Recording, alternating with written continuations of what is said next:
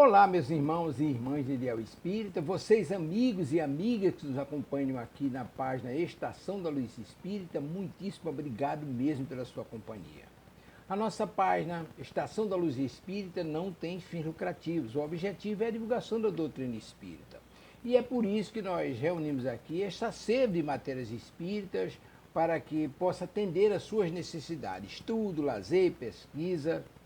Você encontra aqui na nossa página Estação da Luz Espírita os livros da codificação, obras suplementares, entrevistas, palestras e os programas da Web Rádio Estação da Luz de Natal e Web Rádio Cristo Consolador de São Paulo. Ou seja, um acervo que atenda às suas necessidades, sem fins lucrativos. O objetivo é a divulgação da doutrina espírita.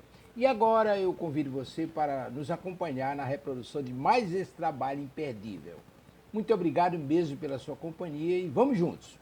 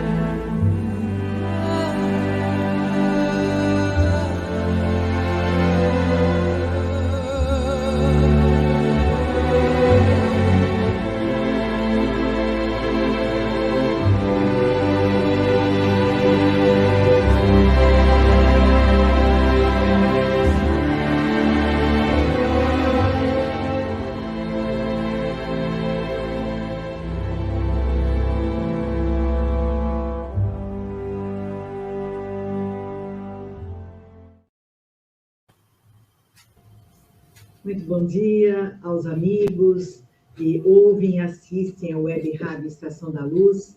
Hoje, dia 4 de julho de 2023, da cidade de Sorocaba, numa manhã ensolarada, mais fria, né? Estamos aqui a 13 graus. Estamos dando início a mais um programa Jornada ao Conhecimento.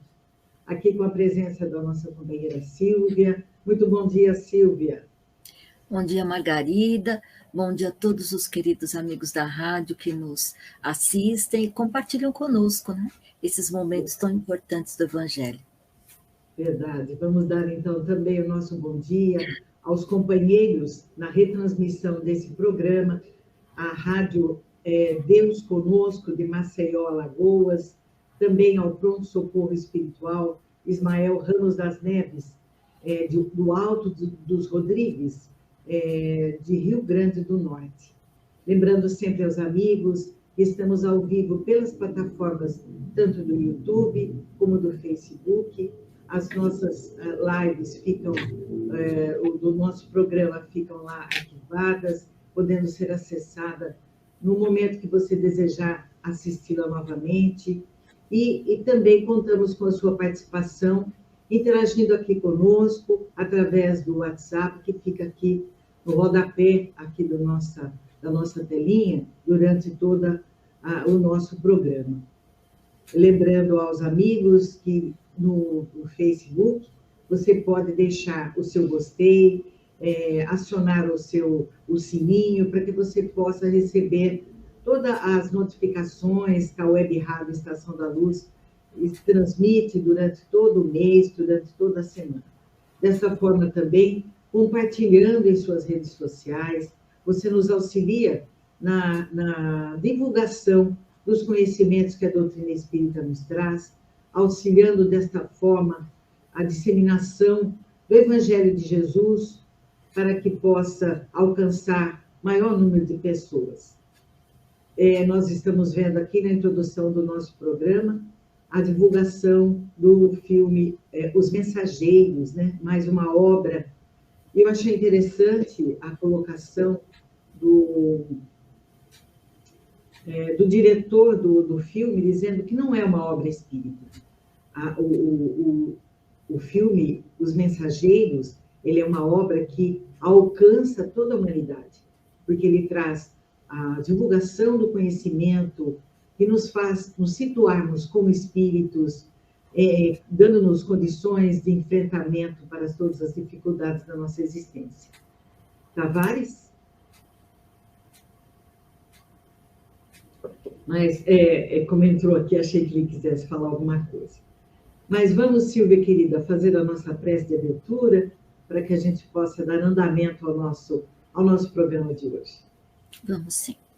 Eu convido a todos para que possamos, nestes momentos, elevando o nosso pensamento a Deus e a Jesus, buscando em sua figura a paz, a serenidade que buscamos para o nosso dia a dia, para que possamos enfrentar os nossos desafios confiantes na presença desse querido em nossas vidas. Mestre, nesses momentos em que refletimos sobre os textos do Teu Evangelho, nos ampare, nos intua, para que melhor possamos compreender, para vivenciar os Teus ensinamentos aqui na Terra.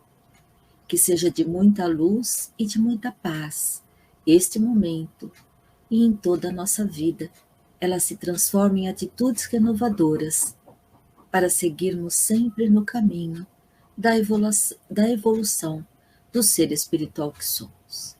Graças te damos, Jesus, por esta bendita oportunidade. Que assim seja. Que assim seja.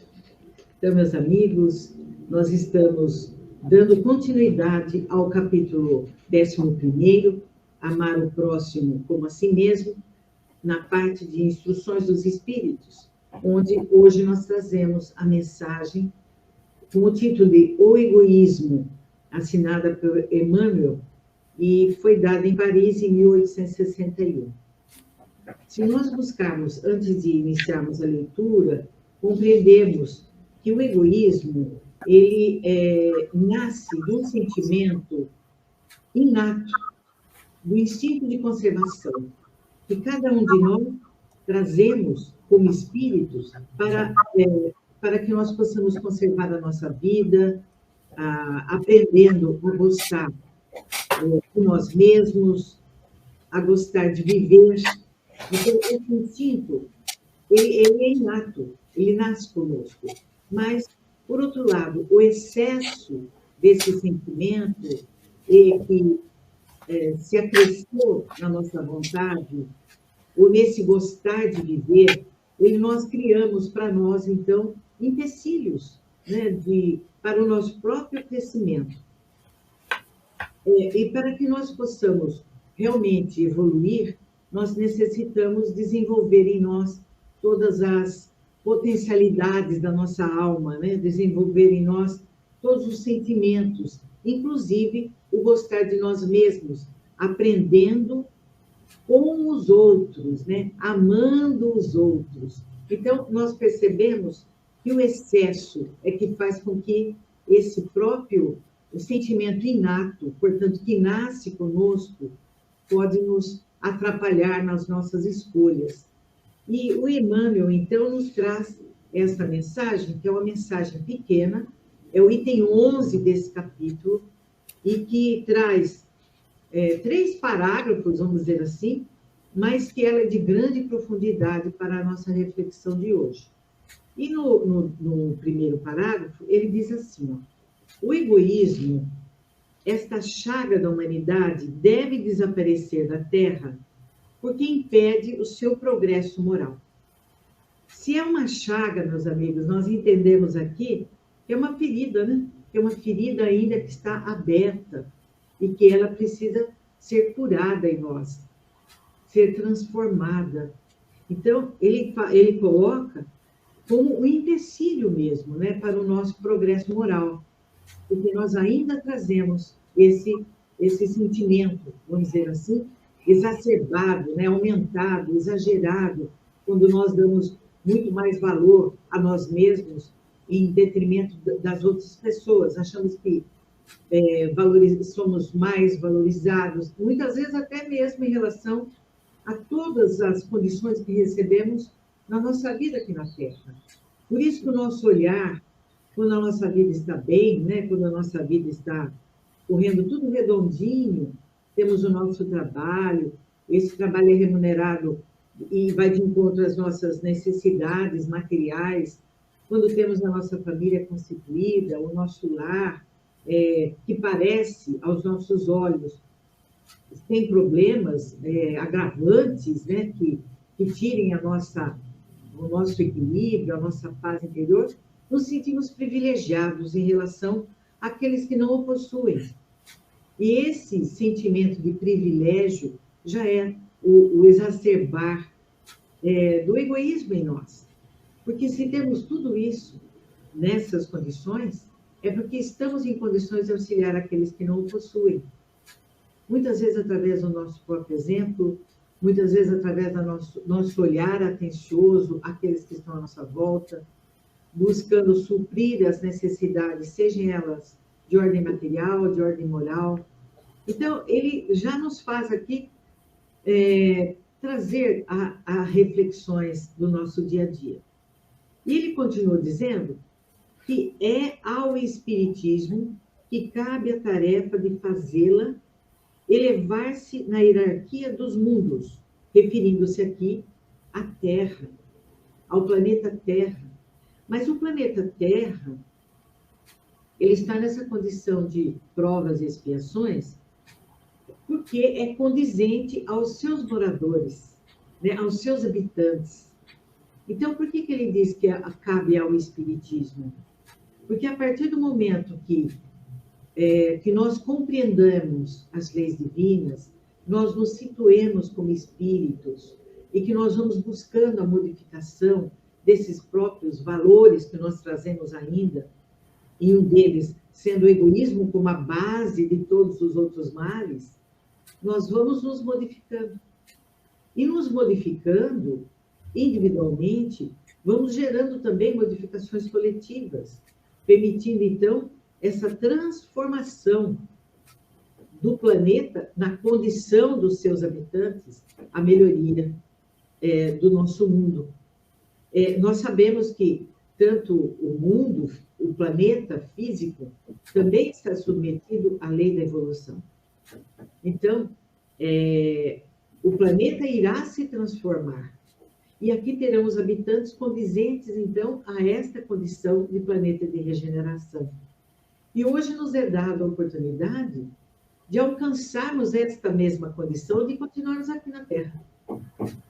Observe, meus amigos, que a cada parágrafo, né, vamos dizer assim, da mensagem, traz, assim, muitos momentos de reflexão.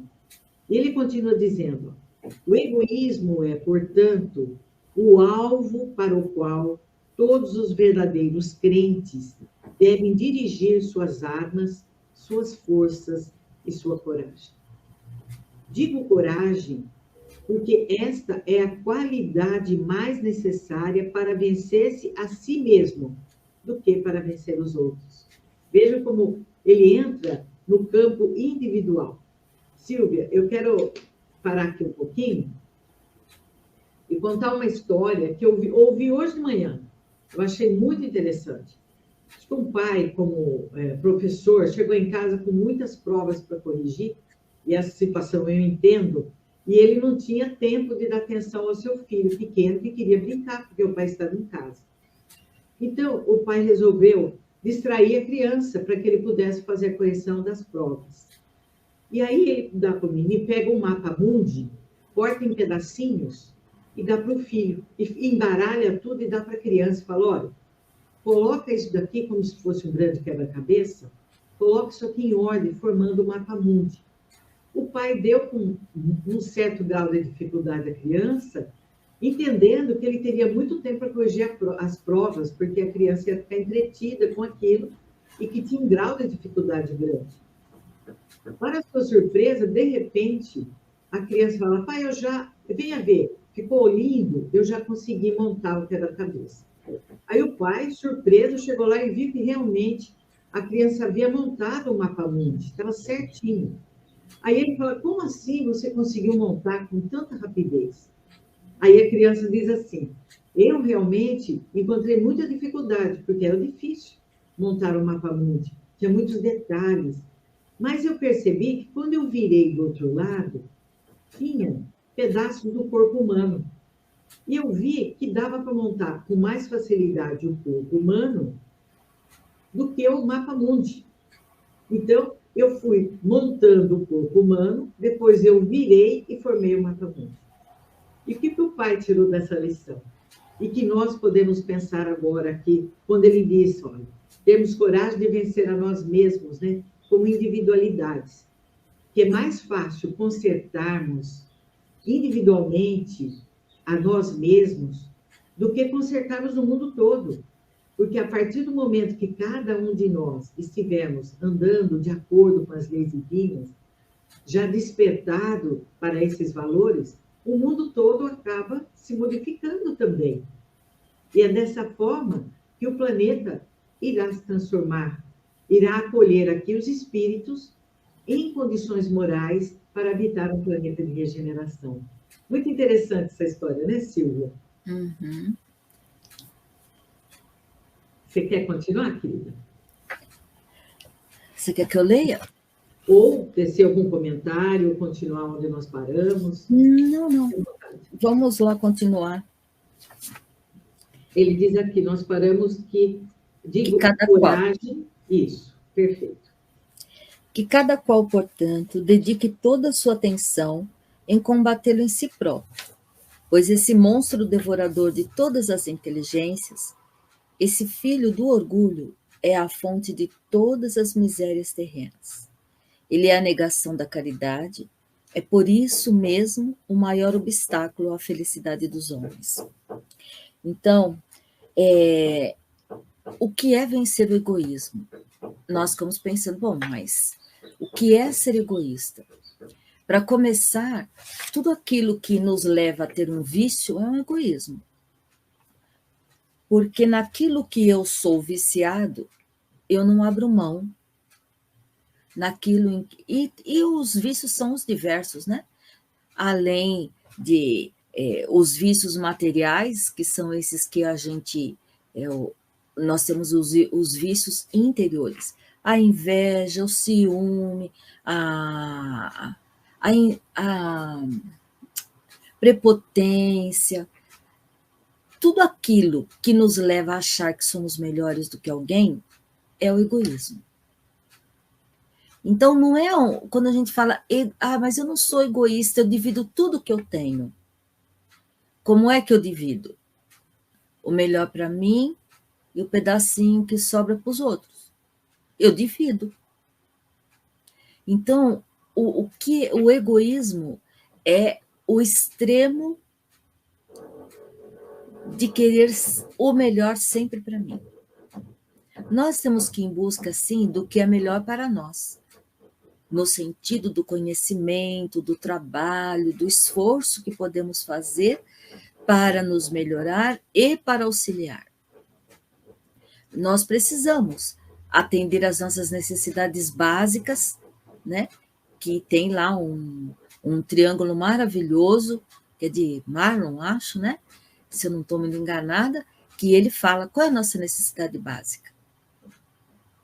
É se alimentar, fazer higiene, é ter a nossa casa, é ter o mínimo de conforto para que a gente possa alcançar outros objetivos. A inteligência, tudo isso nós vamos alcançando à medida que nós vamos nos esforçando com o seu valor próprio para ter. Mas tudo aquilo que excede, tudo aquilo que vai além, é egoísmo. Porque aí eu quero ter mais que o outro, eu quero ser melhor do que o outro. Isso, então, não é só no campo material, é no campo também das nossas mazelas, das nossas atitudes. Aí que nós vamos pensar, a gente pensa que sabe muito, a gente pensa que é muito e no fim nós não somos nada.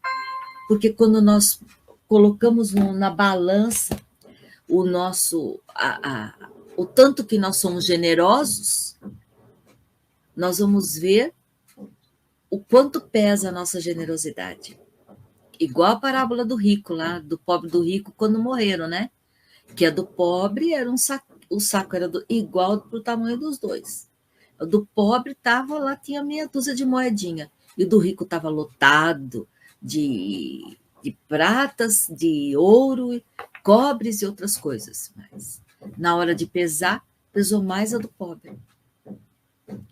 Porque ele deu daquilo que ele não tinha. Então ele dividiu o pão que ele tinha. E o rico deu daquilo que tinha de supérfluo. Não que ele não tenha dado, mas não lhe fez falta aquilo lá. Então, é isso onde, por trás dessas coisas que estão o egoísmo. Como é que eu dou? Não que o rico não dê, até do seu. Quantos, o que eles têm que trabalhar para produzir, continuar se mantendo no trabalho, continuar mantendo as suas empresas para que gerem trabalho, gerem progresso para a humanidade, né? Nós não podemos nunca esquecer disso. Mas o que vai por trás na intimidade de cada um. É isso, aí é que está o egoísmo escondido. E não é só. Então, quando é do pobre? O pobre orgulhoso, que quando recebe alguma coisa, ele vai olhar se aquilo é de qualidade, se não é, se ele podia ganhar melhor, não está nunca feliz com aquilo que recebe, não se esforça para, muitas vezes, ter melhor, mas ele quer ganhar o melhor. Não é egoísta? Então, o egoísmo está escondido atrás de muitas outras virtudes, porque eu posso ter uma virtude, mas se o egoísmo ainda faz parte da minha vida, ela vai velada. Inclusive, Margarida, nós temos uma pergunta que é bem característica dessa fala de agora. Mas diga, minha amiga, para que depois a gente possa continuar. O Chico Xavier nos traz uma mensagem no livro Cartas do Coração. Ele diz que o egoísmo aparece em todas as fases do nosso dia. E ele vem, muitas vezes, na forma do desculpismo, né? De variadas formas. Então, ele traz aqui no livro várias frases que, quando nós somos convidados a realizar algum trabalho ou alguma atividade, mesmo dentro do nosso lar, ou pessoas que nos convidam, as nossas desculpas são sempre assim: não vai dar. Mesmo que a gente tenha lá o tempo, a condição de fazer, eu não tenho como realizar determinada situação.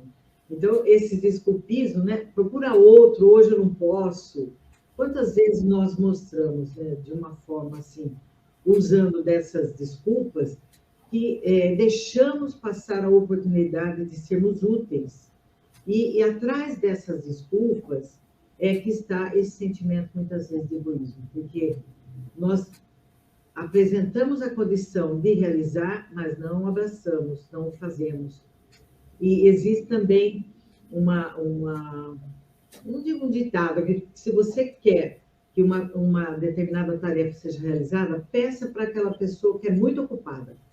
E essa pessoa que é muito ocupada, ela vai achar um tempinho para fazer, porque ela já tem esse altruísmo, né? Ou seja, ela dá de si mesma em relação ao bem-estar daqueles que estão à sua volta. Se a gente buscar, você estava falando também das situações de egoísmo, né? Na nossa família, nós temos também uma postura egoísta, quando nós achamos que é da nossa família só aqueles que têm o nosso sangue, né? Recebeu o nosso sangue, quando nós sabemos que a nossa família é muito mais extensiva do que isso, né? Nós temos os filhos adotivos, né? Os filhos de coração, os filhos que chegam até nós muitas vezes através da nossa nora, do nosso genro. E veja, o exclusivismo que nós muitas vezes damos para o sangue é egoísmo da nossa parte. Isso que nos fala também é o Espírito Emmanuel, né? Ele fala que muitas vezes, na ignorância, o nosso egoísmo se manifesta através da agressividade, quando nós não aceitamos que o outro possa saber mais que nós. Veja, é egoísmo. No livro Pão Nosso, existe uma lição chamada Filho Egoísta. Eu tinha lido essa lição, já havia preparado esse tema, mas também não tinha dado esse enfoque. Quando a gente traz aquela passagem do filho que sai de casa e gasta toda a herança do pai, e depois sente remorso e volta, nós não prestamos atenção à figura do filho que está em casa, daquele filho que participou da vida do pai, que trabalhou lá nas suas terras, mas quando o irmão volta, ele se revolta, ele se coloca na condição de exigir do pai condições melhores para ele, reconhecimento do seu trabalho, reconhecimento da sua dedicação de não ter saído do lar. E aqui o Espírito Emmanuel nos chama a atenção para o egoísmo deste filho também. Aí ele diz assim, não dá para nós, na nossa compreensão, nós pensamos apenas naquele que saiu, gastou toda a fortuna, né, que ele antecipou a sua herança, gastou toda a fortuna e quando se viu sem condições, lembra do lar, sente remorso e volta. Então ele diz que esse filho ainda tem vamos dizer assim, o paliativo do remorso, né, que ele retomou, mesmo que o seu primeiro impulso tenha sido de egoísmo, que ele pensou apenas nele, mas ele se aventurou, ele saiu da condição da tutela do pai, usou do seu livre-arbítrio, e na condição depois de remorso, ele retorna pedindo perdão, pedindo uma nova oportunidade. Enquanto aquele filho que havia sido recebido todo o amparo, toda a proteção do pai, se revolta, não aceitando o próprio contentamento de ter o irmão de volta, o filho de volta, ele então exige condições diferentes. E aí nós também vemos o egoísmo, né? E quantos de nós estamos nessa condição, né? De não reconhecermos todos os benefícios que recebemos e nos colocamos sempre na condição de pedintes, como se fôssemos merecedores a mais daquilo que temos, daquilo que recebemos. Por isso que o egoísmo a gente percebe nas mínimas atitudes do dia a dia. Então, como eu sei que eu sou egoísta, né? Olha a atitude que se tem no dia a dia, em qualquer momento. Como é que eu sirvo alguém? Como é que eu sirvo um copo de água para alguém que me pede? Né? Porque às vezes eu quero ser servida, mas não gosto de servir. Então, eu preciso observar isso. Qual é a minha atitude no dia a dia? E olha, observando a si próprio, porque para a gente se modificar, nós temos que, e para descobrir o que a gente ainda tem, se ainda temos o egoísmo, nós precisamos nos observar. Observar as atitudes, os pensamentos, que sentimentos geram em cada momento, né? No primeiro momento, o filho pródigo, né? Tem atitude egoísta, como você disse, porque ele quer aquele dinheiro, ele pede, o pai dá, ele vai embora e não pensa nem no pai, no irmão, na família, e vai embora. E o outro, nesse momento, tem uma atitude humilde. Mas, na hora da prática de exercer essa humildade de verdade, Como é que acontece? O outro precisou chegar no fundo do poço para poder, porque ele foi lá, ele comeu a lavagem dos porcos, né? Porque não tinha dinheiro para mais nada. Mas aí ele percebeu que na casa do pai ele teria essa possibilidade, mesmo que fosse como um trabalhador na casa do pai. E o outro, que ficou com o pai, ajudou, trabalhou junto com o pai, qual era a expectativa que ele tinha?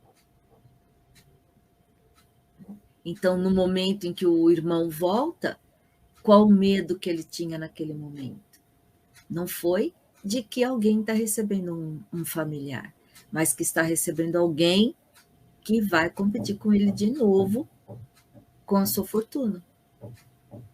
Veja que os dois foram submetidos ao mesmo tipo de prova, né? E em momentos diferentes mostram o seu egoísmo, né? Exatamente. E é aquilo que nós falamos. Você disse que aquele que ficou teve uma atitude de humildade. Talvez essa humildade estava mascarada também, né? Porque ele então, por ali, isso que via por isso que por privilégio. trás da virtude tem sempre o olhar do egoísmo. Mas a conquista dessas virtudes, ela é gradativa, né? Por isso que nós temos ainda, eu tenho uma paciência, 10% de paciência, mas tenho 90% de impaciência, né? Eu busco a humildade, eu tenho 1% de humildade, e reconheço isso e falei, tenho orgulho de mim, porque eu sou humilde, né? Mas eu tenho 99% ainda de orgulho. E ele se manifesta nas pequeninas coisas, né? E por isso é importante o autoconhecimento. E só o autoconhecimento vai fazer com que a gente busque a modificação dos nossos valores, da nossa conduta. Silvia, antes de você ver a pergunta, nós temos aqui a presença... Só um minutinho. Deixa eu falar uma coisinha antes que eu me perca também aqui. Por isso que as nossas máscaras, né, elas devem ser tiradas para que a gente possa ser a gente mesmo onde estiver, né? Para que essas atitudes não nos assustem, porque muitas vezes eu tenho uma atitude e quando acontece alguma coisa grave, o meu primeiro impulso é totalmente diferente daquilo que eu prego e daquilo que eu demonstro ser no meu dia a dia. Então, quando eu procuro ser a mesma pessoa em todos os ambientes, em todos os lugares, eu estou tentando fazer o quê? Eu estou tentando buscar qual é a minha verdadeira identidade diante desses ensinamentos do Cristo. E não me surpreendo, né? Eu não me surpreendo comigo mesmo. Comigo mesmo. Desculpa aí. E a gente se surpreende, né? Porque as situações que nós enfrentamos no dia a dia são desafios, né? Desafios para quê? Para mim mesma, né? Para ver como eu reajo.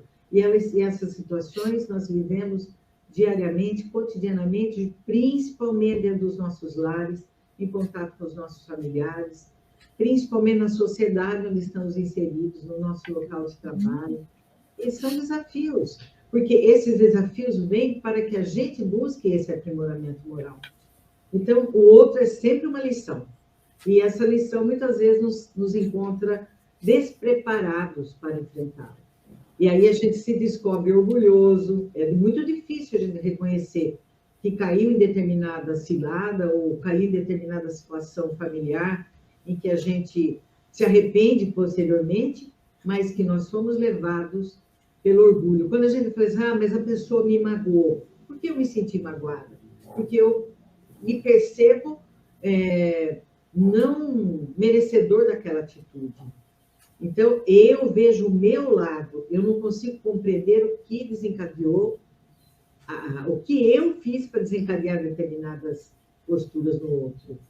Mas o que eu queria trazer aqui é a presença da Alvanira de Jesus, dando um bom dia, da Olga Feitosa, são companheiras que estão sempre aqui nos prestigiando.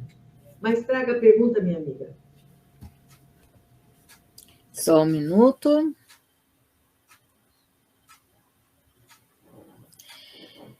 Então, a pergunta são duas, a bem da verdade, e elas têm tudo a ver com o que nós já conversamos, as duas. Então, a primeira pergunta é de Maria Jesus, do centro de Sobral, no Ceará. E ela pergunta assim para nós: a humildade muito aparente e os pontos de vista muito expostos poderá ser orgulho e egoísmo bem disfarçados?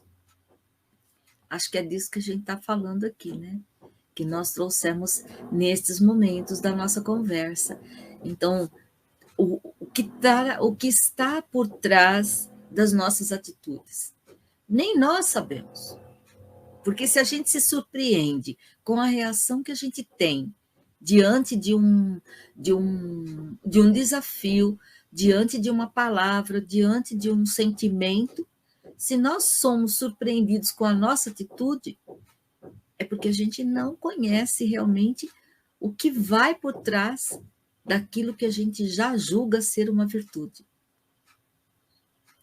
Como disse a Margarida, nós temos 1% de paciência, 99% de impaciência, 1% de humildade, eu diria até um pouco menos, mas 1% de humildade e 99% de egoísmo, de orgulho, e que não deixa de ser o egoísmo, né? De achar que eu sou humilde, né? Essa questão da humildade. Então, nós mesmos disfarçamos sem premeditar. Mas por quê? Porque nós ainda não temos o hábito de nos conhecer, de observar as nossas reações.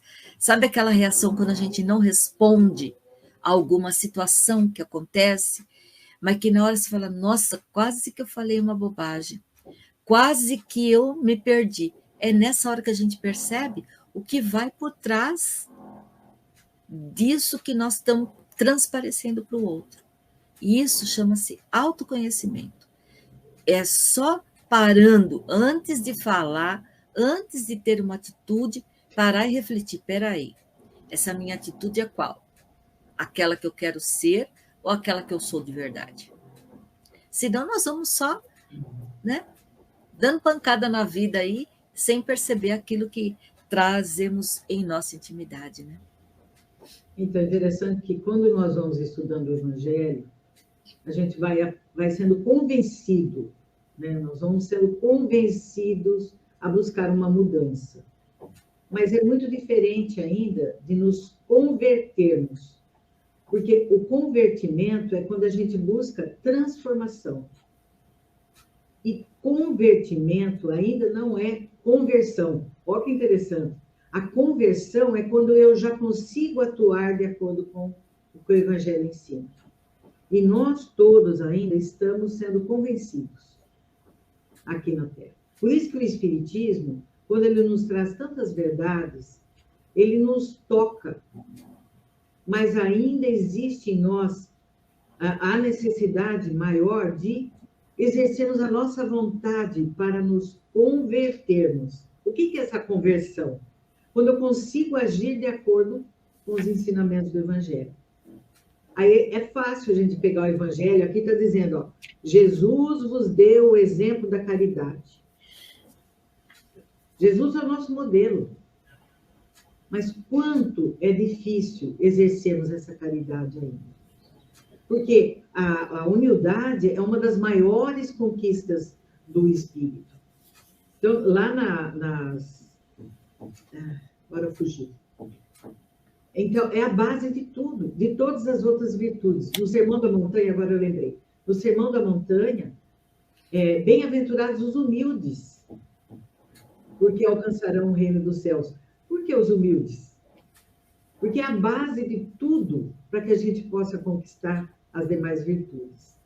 E a humildade, ela é aquela que a gente aceita sem constrangimento, auxiliar o outro. Então, a nossa amiga que pergunta, né? Você já leu, Silvia? A pergunta dela? A segunda? A segunda. Não, essa ainda não. Quer que eu leia? Por favor. A segunda pergunta vem da Regiane Gomes de Sá, de Betânia, Manaus, no Amazonas. E ela pergunta assim: o que são as obras de cada um, segundo o conceito do guia e modelo para a humanidade? Quais são as obras de cada um? É aquilo que eu já conquistei dos valores morais da minha vida. Essas minhas obras, essas são as minhas obras. E como eu sou reconhecido pelas minhas obras? Quando eu aplico, né? Quando eu aplico. Quando eu vivencio tudo aquilo que eu aprendo. A gente consegue vivenciar tudo? Não. Mas naquilo que eu já tenho de construção, que eu já venci em outras vidas passadas, e que isso é o meu modo de ser, e não vai mudar, porque eu já conquistei. Quando nós conquistamos uma virtude, nós não a perdemos mais. O dia que nós já construirmos a paciência, pode acontecer o que for na nossa vida, que nós não vamos perdê-la.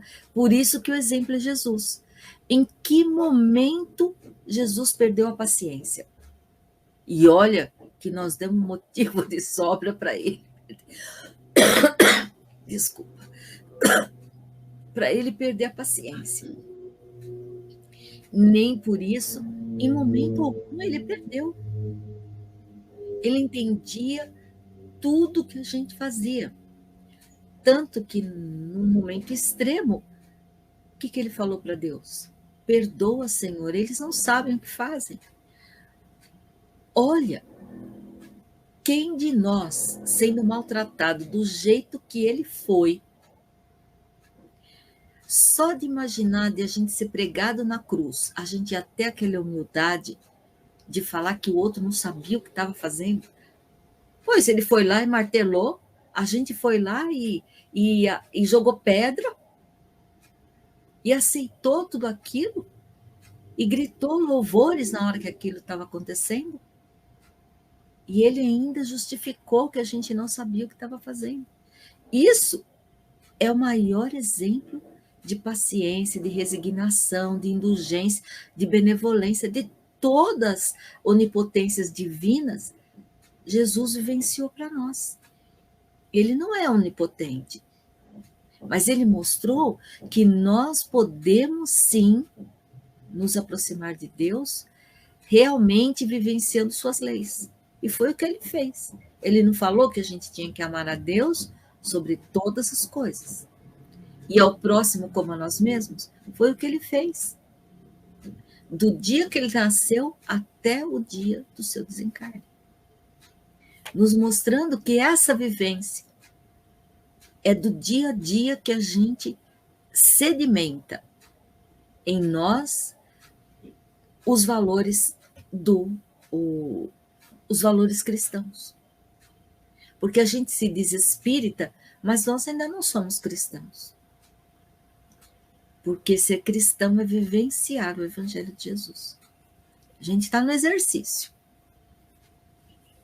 E reconhecer, né, Silvia, que essa passagem nós encontramos lá em Mateus, no capítulo 16, versículo 27, em que diz assim: porque o Filho do Homem, é uma fala de Jesus, virá na glória de seu Pai com seus anjos, e então dará a cada um segundo suas obras. Ou seja, isso também faz com que a gente reformule o nosso senso de justiça, da justiça divina em relação a nós mesmos. E entendemos desta forma que nós nunca vamos receber por aquilo que nós não merecemos receber. E que as provas pelas quais estamos passando é para nós a medida certa daquilo que nós já construímos e daquilo que necessitamos passar, e que vai fazer com que a gente tenha um esforço individual na busca desse progresso moral. Então, a gente vai entendendo, pela pergunta da nossa companheira aqui, da Rejane, que, de acordo com as nossas obras, ou seja, hoje a nossa vida aqui na Terra, a nossa encarnação, ela vem na medida certa daquilo que nós já construímos e das necessidades que nós apresentamos. E que Deus, em sua justiça infinita, em sua misericórdia, permite que nós estejamos ainda cercados de recursos para vencermos as nossas dificuldades. Pode ser que nós ainda, no nosso egoísmo, no nosso orgulho, a gente não consiga compreender, entender, né, como é que as provas que nos cercam possam ser benefício para o nosso desenvolvimento moral. Então, é de acordo com as nossas obras, é aquilo que nós já praticamos em existências anteriores, que hoje estamos colhendo, mas que nos é dado como oportunidade reescrever esse nosso caminho. E é através do quê? Através do antídoto, né, contra o egoísmo, que é a caridade, que é o olhar para o próximo. Por isso que esta mensagem está nesse capítulo, amar o próximo como a si mesmo. E ele continua dizendo aqui que Jesus vos deu o exemplo da caridade e Pôncio Pilatos o do egoísmo. Porque enquanto o justo vai percorrer as santas estações de seu martírio, fazendo uma referência ao sofrimento de Jesus aqui na terra, Pilatos lava as mãos dizendo: que me importa? De si mesmo aos judeus, esse homem é justo, por que quereis crucificá-lo? E, no entanto, deixa que o levem ao suplício. E quantos de nós ainda agimos assim, em relação ao sofrimento alheio, né? Na casa do meu vizinho, nas condições sociais, em que a gente fala, não toca a mim, não me toca, não cabe a mim resolver. E estamos todos inseridos na mesma sociedade. Então, quando o nosso olhar for um olhar de coletividade e nos colocarmos sempre como instrumentos dessa modificação para o bem, sermos instrumentos de minimizar a dor alheia, nós não estaremos agindo desta forma egoísta. E estaremos cuidando do nosso próprio meio. Porque hoje nós nos fechamos em condomínios, colocamos cercas, né, de arame farpado, tem outros nomes, mas tem o mesmo objetivo, colocamos nossos filhos em escolas boas, reclusas em alguns locais, mas isso diminui a violência ou estamos todos inseridos na mesma sociedade, sujeitos às mesmas violências, pelo nosso olhar de descaso, né? Pelo nosso olhar de falta de comprometimento? Quando ocupamos cargos de mando, né, em que nós vamos estabelecer leis, nós achamos muitas vezes que isso não me toca. Mas esquecemos que somos espíritos, que passamos por inúmeras reencarnações, e que talvez em outras reencarnações vamos estar submetidos às mesmas leis que criamos, ou às mesmas leis que fomos indiferentes. Olha que interessante. Vejam como a doutrina espírita realmente traz outra conotação que a gente possa compreender. Silvia, veja o parágrafo abaixo. Antes de chegar no parágrafo abaixo, queria também fazer uma colocação. Por favor. Que nós não somos caridosos com os outros, muitas vezes, não nos toca, porque nós não somos conosco. Nós ainda não somos caridosos conosco. E caridoso conosco não é dar para nós o melhor, mas é para dar para nós o que nós precisamos. E nós não damos. Nós não sabemos nem do que realmente nós precisamos. Então, como que eu posso ser caridoso com o outro? Jesus sabia o que ele precisava. Quando ele precisava ficar recluso, o que ele fazia? Ele se isolava de todo mundo, ia fazer suas orações, ia se fortalecer. E a gente não faz isso. Nós cuidamos de nós na aparência, mas não cuidamos do que é verdadeiro em nós, que é da nossa intimidade, de nos conhecer realmente. Não reconhecer no espelho aquele que nós somos, que mostra para o mundo, mas aquele que nós somos, que só Deus sabe quem somos. Então, nós precisamos aprender a fazer a caridade conosco, porque aí nós vamos entender a necessidade do outro, porque do que é que eu necessito? Não sei. E por isso que, às vezes, o egoísmo é que toma conta. Porque quando eu não sei o que eu preciso de coisas que me alimentem. E aí eu não toca o que o outro passa. Porque eu não consigo entender a minha necessidade. Como eu posso entender a do outro? Então é sempre de dentro para fora, não de fora para dentro. Às vezes eu quero fazer tudo pelo outro e não olho a minha necessidade. Ou às vezes eu quero fazer tudo do outro para fora do meu lar e não olho a necessidade daquele que está do meu lado. E esses que são responsáveis, como você mesmo disse, Margarida, pelas leis, que vêm se se comprometendo de encarnações e encarnações com a justiça divina e com a justiça humana, e não dão conta, e continuam errando, e vão errando, e vão errando. Serão foco das suas próprias leis, como você mesmo disse. Mas a oportunidade é dada. E não é Deus que impõe. Nós pedimos a oportunidade. Eu quero de novo fazer aquilo, porque dessa vez eu vou fazer bem feito. Mas aí, esta palavrinha que nós estamos estudando hoje, o egoísmo, me faz repetir os mesmos erros do passado. Porque envolve poder, envolve dinheiro, envolve... Só de envolver poder já era. Eu me sentir poderoso por ter um cargo. Então, aquilo lá me dá a falsa ideia de que tudo eu posso. Mas Paulo nos disse que tudo nós podemos, mas nem tudo nos convém. Então, eu preciso entender para que esse cargo na minha vida. E se todos nós que ocupamos cargos pensassem nisso, faríamos mais pelos outros do que achamos que fazemos. Quando sentamos só para assinar leis que nem nós sabemos para que servem. Então, é isso que a Margarida trouxe, é bem forte. Mas por que é assim? Porque não entende a si mesmo. Porque tem medo de olhar para si, identificar aquilo que precisa ser mudado. Então, eu quero mudar na humanidade. Eu quero fazer na humanidade. Nós precisamos fazer pelos outros, sim. Nós não viemos aqui só para viver a nossa própria situação. Mas eu preciso entender a minha para ajudar o outro como o outro precisa da ajuda. E não como eu gostaria que fizessem comigo.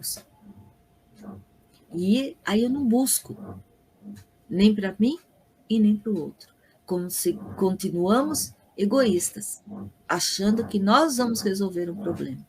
Mas se a gente não resolver o nosso, porque quando a gente desencarna, Deus não vai falar para nós o que você fez para o outro. Primeiro o que você fez para você, porque eu me modifiquei, eu já estou ajudando o outro. Eu me modifiquei, eu enxergo a dor do outro. Eu me transformei. Eu consigo enxergar onde o outro precisa de auxílio para se transformar. Olha como muda a nossa posição diante da humanidade. Todos aqueles que são exemplos para nós eram bem resolvidos consigo próprio e com Deus.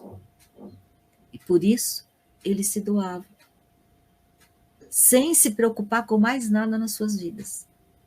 Nós temos exemplo tão vivo, né? Que foi Chico Xavier, na nossa época, perto da gente. Temos Divaldo perto da gente, demonstrando Irmã Dulce, quantos outros tivemos próximo da gente que a gente nem percebe. Não olhamos para o nosso lado. Então, eu preciso enxergar isso. Naquele contexto em que eu estou envolvido, qual é o meu quinhão? Qual é o meu pedacinho? Então, vamos acabar de ler aqui. Desculpa. O seu horário aí, eu não sei qual é. O meu é 59 já? É 53. Nossa, que diferença. Vai pelo seu, então. Então, Silvia, tá. temos a presença aqui também da Neide Moraes Fabris, ou Fabris, de Ribeirão Preto, dando bom dia. Seja bem-vinda, amiga. Lá, Silvia, vamos continuar, então, por favor. É a esse antagonismo da caridade e do egoísmo, a invasão dessa lepra do coração humano, que o cristianismo deve não ter ainda cumprido toda a sua missão. E é a vós, novos apóstolos da fé, que os espíritos superiores esclarecem, que cabem a tarefa e o dever de extirpar esse mal, para dar ao cristianismo toda a sua força e limpar o caminho dos obstáculos que lhe entravam à margem. Expulsai o egoísmo da terra, para que ela possa elevar-se na escala dos mundos, pois já é tempo de a humanidade vestir a sua toga viril, e para isso é necessário primeiro expulsá-lo do vosso coração. Essa lição foi trazida em 1861, e nós continuamos com esta mesma necessidade de trabalhar em nós. Será que nós já somos esses apóstolos da fé? Estamos sendo convidados. E o que é ser um apóstolo? O apóstolo é aquele que vivencia os ensinos do Cristo. O discípulo aprende e o apóstolo pratica. Em qual situação ainda eu me encontro? Apenas como discípulo, que vou ficar aprendendo, e aquilo que eu já trouxe de construção, faço o que com ela? Mais uma encarnação deixando guardadinho? Então, esse é o convite para mim nesse trechinho. Sejamos realmente apóstolos do Cristo, apóstolos da fé. Confiança, determinação de que nossa vida não é esta, mas aqui é a nossa escola, aqui é o nosso aprendizado, e aqui é a nossa oportunidade de irmos para uma escola, de irmos para uma vida melhor. Quer seja no plano espiritual, quer seja preparando o nosso futuro, porque teremos outras encarnações para vencer esses 99% de egoísmo, de paciência, de tudo mais. Que a nossa vida que a vida exige de nós. E essa exigência é para o nosso crescimento, para o nosso próprio bem. Que cada um de nós enxergue isso, que viva o seu dia a dia, os seus desafios, que cada um tem o desafio que pode carregar. O maior vamos dizer assim, defeito ou dificuldade que temos ainda é o interesse pessoal, como dizem os Espíritos, né, no Livro dos Espíritos. O interesse pessoal quando nós colocamos à frente de tudo aquilo que nós já aprendemos. E aí vem o antídoto, como ele coloca aqui, que é a caridade, e que hoje nós conhecemos também como altruísmo, né? Que é nos dedicarmos aos outros sem esperar retorno. E isso começa amando a nós mesmos, amando aqueles que estão à nossa volta, colocando-nos como instrumentos da modificação aonde estivermos.